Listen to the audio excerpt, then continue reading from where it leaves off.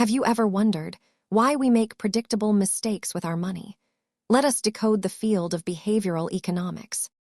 At its core, this field studies how psychological biases influence our financial choices in ways that are not always logical.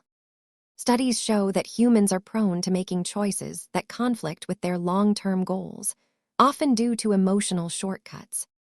These patterns, like loss aversion or present bias, explain why we might skip saving for retirement or overspend on impulse buys.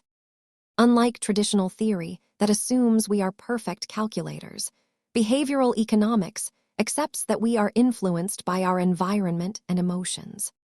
A common application is the nudge, such as automatic enrollment in a 401k, which significantly improves participation rates compared to opt-in systems.